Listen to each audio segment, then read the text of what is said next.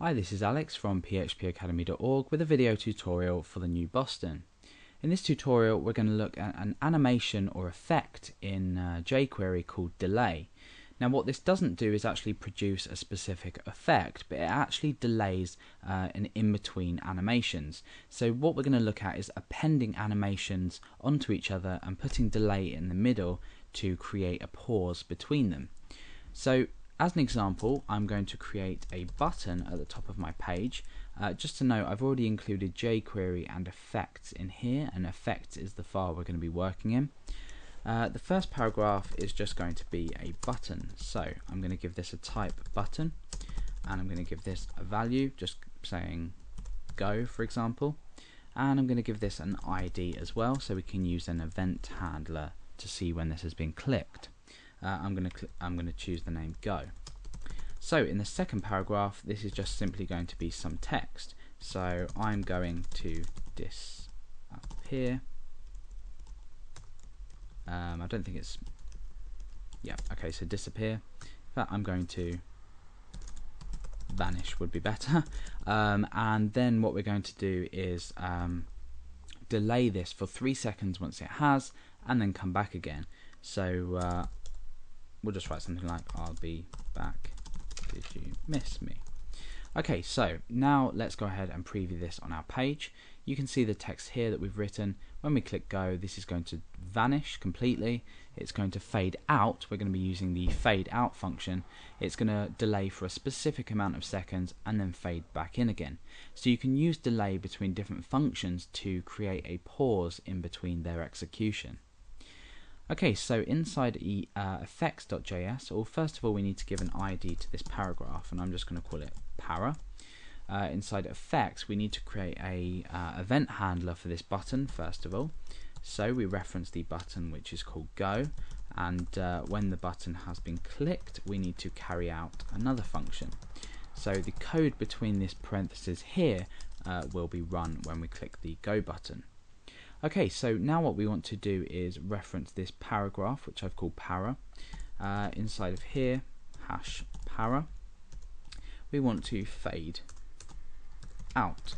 So let's go ahead and test that in the browser and see if it's working. When I click go, that should fade, and it has. Now what we want to do is delay the execution for 3 seconds, for example, and then we want to fade back in. So instead of coming down here and re-referencing this, for example, para.fade in, which would work if we go back to the page and click go, you see it fades out and back in again. Instead of doing that, we can append these onto each other. So after the parentheses of the fade out function, we can use another dot, and then we can say fade in. And let's go ahead and test that in the browser. Click go, it fades out, and then straight back in again.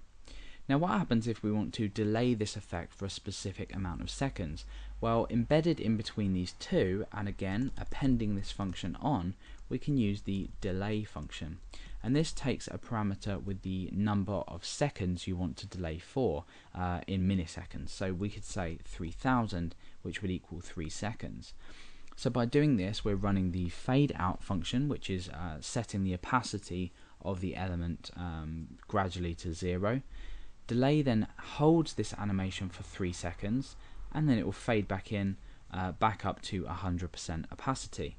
So let's go ahead and refresh, click go. You'll see we wait about 1 to 3 seconds, and then it will fade back in again. So like I said, this delay function can be used with a variety of other functions and effects, and essentially just pauses in between animation effects in jQuery.